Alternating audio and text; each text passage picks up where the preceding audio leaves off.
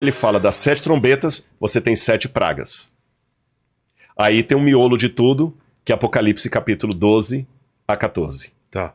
Que vai falar de 3 personagens muito interessantes. O dragão, a famosa besta que é o anticristo, e os 3 anjos que voam no céu. Dá muito questionamento isso aqui. Então vamos lá. No capítulo 12, começa assim: viu-se grande sinal no céu. Semeia megalon. Semeia megalon. Um grande sinal no céu. E o que João viu? João fala, eu vou resumir aqui, o pessoal pode ler depois em casa na Bíblia. Ele viu uma mulher no céu. Uma mulher vestida de sol, tendo 12 estrelas na cabeça.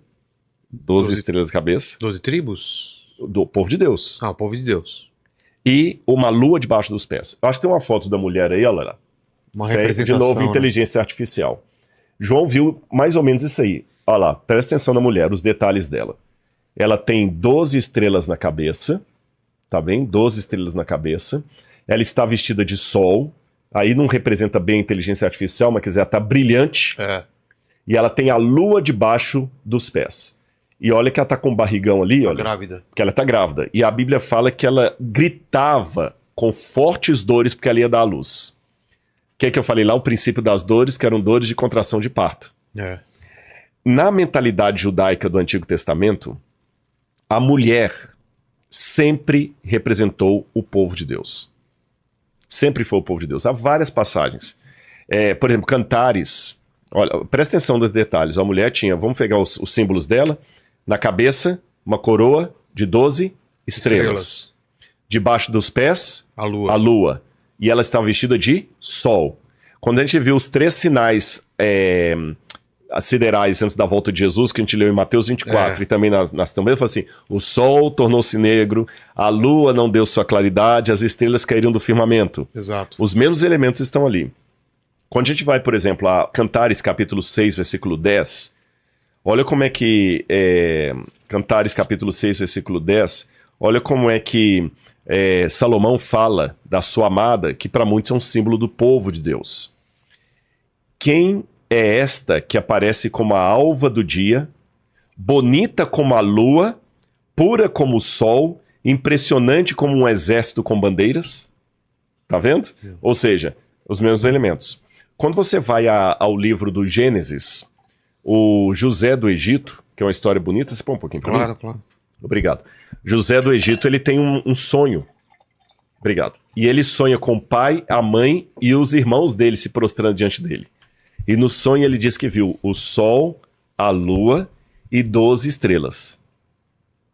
Tá certo? Sol, lua, 12 estrelas. Então a gente vê aqui o símbolo do povo de Deus. E a mulher sempre é o povo de Deus. Não é só no Antigo Testamento, não. A cultura cristã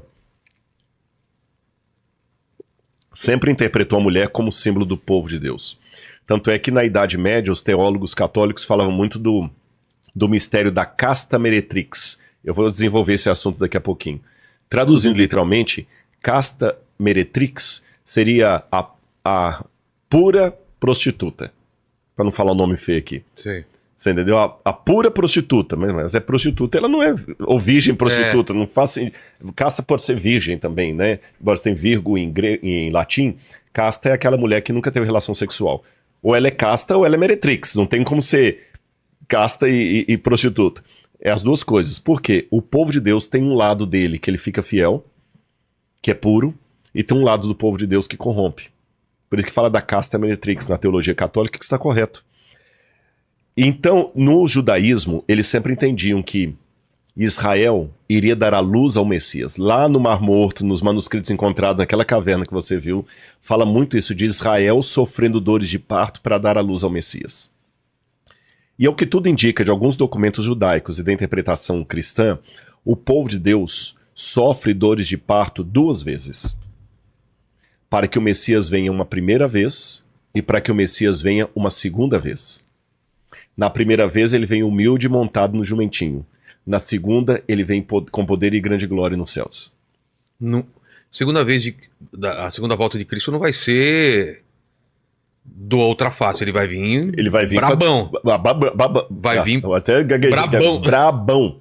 Vai brabão. vir pra Tá lutar. sendo brabão, né? É, brabão. Pra derrotar Pra os derrotar exércitos. tudo, exatamente. Você tá entendendo? É aquele negócio, a gente tem que tomar cuidado.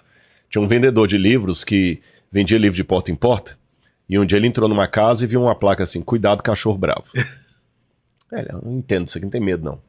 Passou mais um pouquinho, outra placa. Se você vê até que volte, cachorro bravo. Ele andou um pouquinho, só tava aquela tarja, aquela cara do cachorro com... Ele passou as 3 placas. Quando ele andou um pouquinho, rapaz, veio um Doberman e um Rottweiler correndo lá, que o bicho nem tocava no chão. E atrás ainda vinha um vira-latinha, daquele que tem um dentinho assim, né?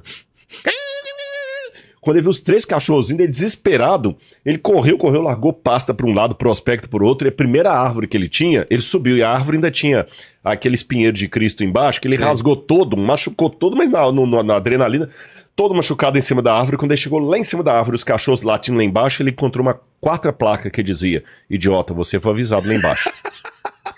Então, o Apocalipse, meus queridos, são as 3 placas. Você tá entendendo? A volta de Jesus é a 4ª. Você foi avisado. Ninguém vai ficar sem ignorante. Então, nesse aspecto aqui, essa mulher, ela sofre 2 vezes a dor de parto. Uma primeira, quando ela dá à luz ao Messias, que ele vem a primeira vez, e a segunda vez, quando ele volta com poder e grande glória. É por isso que Jesus, quando vai falar da volta dele, ele fala, tudo isso é o princípio das dores. Percebeu? Paulo também vai usar a mesma figura de linguagem, como uma mulher que está em trabalho de parto, etc. Agora, Israel deu à luz ao Messias? Deu, através de Jesus. E essa mulher, então, representa o povo de Deus do Antigo Testamento. Ou melhor, deixa eu me corrigir minha frase. Essa mulher representa o povo de Deus num primeiro momento do Antigo Testamento, dando à luz ao Messias. É por isso que, sendo Maria uma mulher judia, que Maria era judia.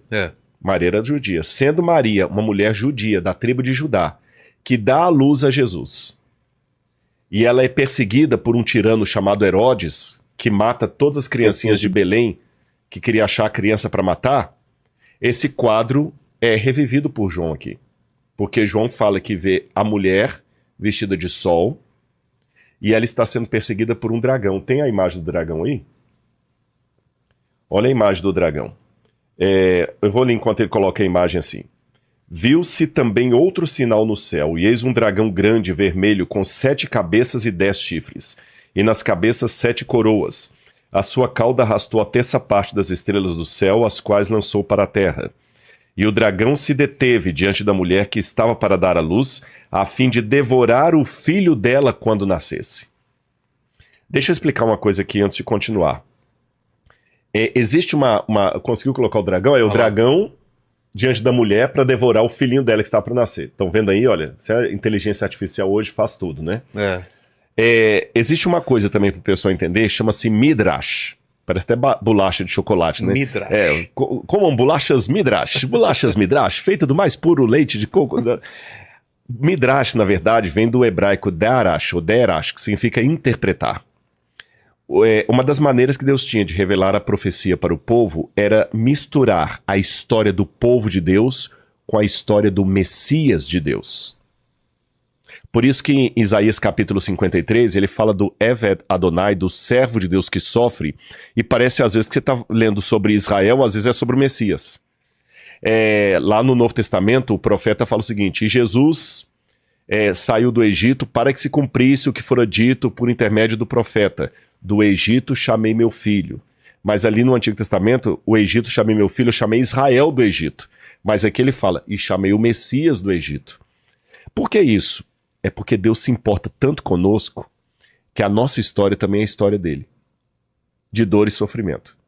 Quando, por exemplo, o apóstolo Paulo, que na época se chamava Saulo, estava perseguindo a igreja, ele viu uma luz diante dele no caminho de Damasco, e a luz falou assim, Saulo, Saulo, por que me persegues? Atos 9, verso 6.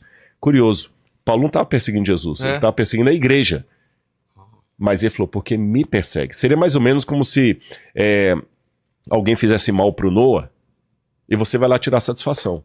O cara, não é que esse menino... Meu amigo, mexeu com meu filho, mexeu comigo. Mexeu com meu filho, mexeu comigo. Então, com Deus é a mesma coisa. A história do povo mistura com a história do Messias. Tá certo? Então, João está vendo a história do povo de Deus misturada com a história do Messias. E como Maria era uma judia que deu à luz a Jesus e ela também foi perseguida por Herodes, a Igreja Católica, então, com base nisso, tem uma imagem de Maria que quem for católico que está assistindo vai reconhecer. Você que tem aquela imagem aí que eu pedi? Olha essa imagem, é chamada Nossa Senhora da Assunção. Ela mostra Maria, olha lá, esse é um quadro católico. Ela tem Maria Pisando na lua, com a coroa de 12 estrelas na cabeça, tá bem? Só que ela já não está mais grávida. Algumas imagens de Maria, Nossa Senhora da Assunção, ainda mostram o dragão debaixo dela. Que eu já vi em algumas igrejas católicas, tem imagem de Maria, ela assim, e debaixo dela uma serpente toda assim retorcida, porque é o dragão. O dragão e serpente é a mesma coisa aqui. Entendi. Então, recapitulando, é o povo de Deus que dá a luz ao Messias. E o dragão, quem que é? Os inimigos do povo de Deus. Outra coisa interessante, na Bíblia, eles misturam às vezes símbolos de potências com símbolos de monstros. Não é só na Bíblia, não. Se você for estudar a arqueologia da Pérsia, da Babilônia, mesmo do Egito, ou até Roma, você vê que eles simbolizavam os grandes poderes por grandes monstros. Então, se eu quero falar, por exemplo, dos Estados Unidos, eu vou falar de um monstro. Se eu quero falar da Rússia, eu vou falar de outro monstro. É a maneira simbólica de falar de um poder. Então, que monstro era esse que estava perseguindo a mulher? Esse monstro aqui, ao mesmo tempo, ele é o diabo e é o Império Romano. Porque na época de João, quem mandou João preso pela ilha de Patmos? Império Romano. Quem perseguiu a igreja? Império Romano. Nero, aqui no caso era Domiciano, era Roma. E ao mesmo tempo Roma é o diabo. Peraí, Rodrigo, agora me confundi um pouquinho. É Roma ou é o diabo? Veja bem, nós com o nosso olhar carnal, a gente só vê a pessoa agindo. Por exemplo, eu só vejo Lenin matando um monte de gente, mas o profeta vê Lenin e o diabo agindo através de Lenin. Entendi. Eu vejo apenas um grande pregador do evangelho, mas o profeta vê o pregador e o Espírito de Deus falando através daquele pregador. Quem tem a visão espiritual, lembra daquele filme, fugiu o nome agora, que era egípcio, que o pessoal puxava o portal do tempo Stargate? assim. Stargate. Que tinha ao mesmo tempo um universo paralelo. É mais ou menos como se fosse um universo paralelo. Você entendeu? Quando você tem uma relação espiritual com Deus, você vê mais do que simplesmente coisas humanas. Entendi. Você vê o mundo espiritual por trás daquilo. Seja o mundo espiritual do bem, falei, o Espírito Santo usando um pregador para falar de Jesus para mim, seja o mundo do mal, o diabo tomando um ditador para promover uma carnificina. Entendi. Isso não retira a responsabilidade humana. Nós não somos marionetes na mão do sagrado. O pregador está sendo usado pelo Espírito Santo, mas ele tem a liberdade dele. O cara do mal, ele está sendo usado pelo mal, mas ele aceitou o mal. Ninguém é marionete. Então aqui, o dragão é ao mesmo tempo o diabo e é ao mesmo tempo Roma, que o diabo estava usando para perseguir a igreja, para perseguir a mulher, para perseguir o povo de Deus. Aí diz que quando o dragão tentou devorar a criança foi arrebatada. O Apocalipse fala que a criança foi arrebatada e foi até o trono de Deus. E quando a criança foi ao trono de Deus, o que aconteceu? Aquela mesma mulher, ela fugiu para o deserto. Então olha a cena. Aqui está a mulher, ela dá a luz ao bebê, o dragão quer devorar o bebê, não consegue porque o bebê é arrebatado para o céu. A mulher foge para o deserto e o dragão vai para o céu atrás do bebê. Só que quando o dragão chega no céu, ele dá com burros na água. Porque ele chega no céu e não é um bebê que vem recebê-lo, é Miguel. Opa! Miguel e seus anjos vieram pelejar. E olha o que diz aqui a Bíblia. Que derrotou... Que derrotou o dragão. Estourou um terço do céu, né? Exatamente. Lembra que o dragão arrastava a terça parte das estrelas do céu? Então estourou guerra no céu. Miguel e seus anjos lutaram contra o dragão. também o dragão e seus anjos lutaram, mas não conseguiram sair vitoriosos e não havia mais lugar para eles no céu. E foi expulso o dragão, a antiga serpente que se chama Diabo e Satanás, o sedutor de todo mundo. Ele foi atirado para a terra e com ele os seus anjos. Tá fazendo uma ligação com a serpente Bingo! do pecado original. Exatamente.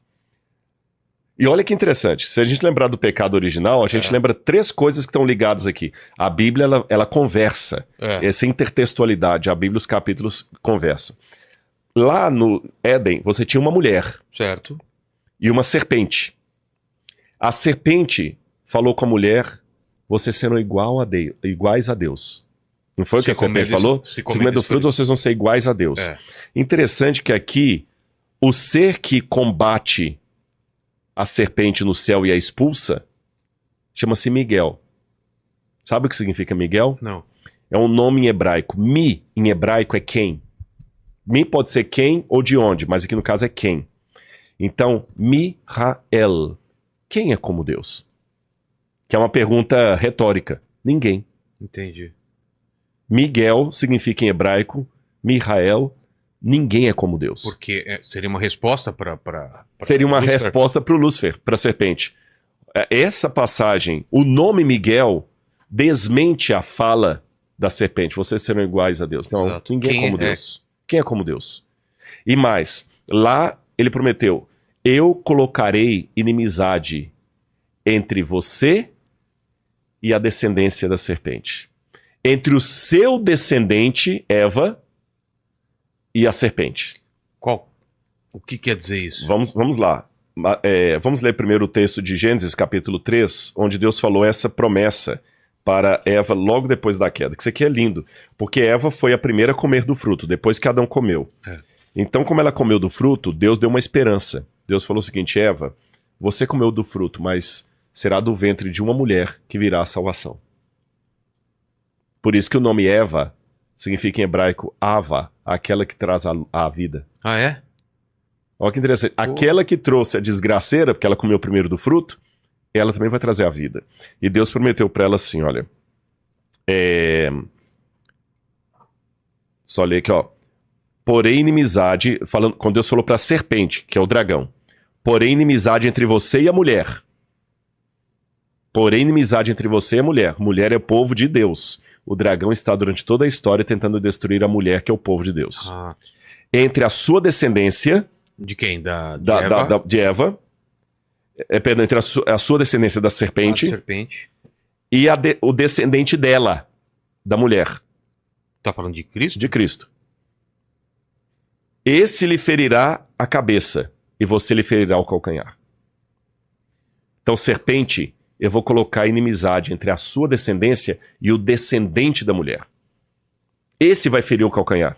Aí aqui eu vou entrar num ponto polêmico. Então, Cristo pisa na cabeça, mas tem o calcanhar? Por que o calcanhar? O diabo feriu Cristo na cruz. Ah, tá. Mas a vitória final... é de Cristo. Tá. Mas ele feriu o calcanhar. E feriu o calcanhar aí no encalço do outro. Sabe? Fala de Dan, que é aquele que fica no encalço dos outros. Então a gente vê um retrato claro entre isso aqui e Apocalipse capítulo 12. Entendi. Agora a serpente é expulsa do céu. Ela é expulsa. E quando ela é expulsa, tem uma vitória no céu. A galera grita, comemora e fala assim, agora... Aí fala assim, olha... ele foi atirado para a terra, ele e seus anjos. Então ouviu uma voz forte no céu proclamando, agora veio a salvação e o poder e o reino do nosso Deus e a autoridade do seu Cristo, pois foi expulso o acusador de nossos irmãos, aquele que os acusa diante de dia e de noite. Foi expulso. Aí a Bíblia termina dizendo assim, quando o dragão... por isso, celebrem, ó céus, e vocês que neles habitam, mas ai da terra e do mar, pois o diabo desceu até vocês cheio de fúria, sabendo que pouco tempo lhe resta. Vamos recapitular tudo que a gente viu até aqui? Sim. Nós falamos de 7 igrejas. 7 cartas, que representam a história da igreja da época de João até a volta de Jesus, que é em Laodiceia. Certo. Falamos de 7 selos, que são sinais da volta de Jesus, das dores de parto que ia acontecer desde a época de Jesus desde a época de João até a volta de Jesus. Falamos de 7 trombetas, que são as warnings, como é que fala? Os avisos. Os avisos de Deus ao longo da história até a volta de Jesus. E agora, uma súmula do grande conflito entre o bem e o mal. Entre a luz e as trevas. Quando o diabo peleja com... E olha que interessante. Ele briga no céu e reverbera na terra, né? Ele briga com Miguel. Miguel E reverbera na terra. Por que reverbera na terra? Quando ele desce para a terra com fúria, sabendo que pouco tempo lhe resta, ele traz o conflito do céu para a terra. Entendi. Você entendeu? E como no céu ele tentou enfrentar Miguel com seus anjos, na terra ele tenta enfrentar o povo de Deus com aqueles que aceitam participar do reino dele. Então, nós estamos num grande conflito, nós estamos numa guerra espiritual entre as forças do bem e do mal, e os dois lados querem você e a mim. Gente, isso que eu tô falando é muito sério. Você que está em casa, acha, a Bíblia é coisa para... Não, vou te contar. Se esse livro estiver certo, você só tem 2 posições, ou contra Cristo ou a favor de Cristo. Não tem meio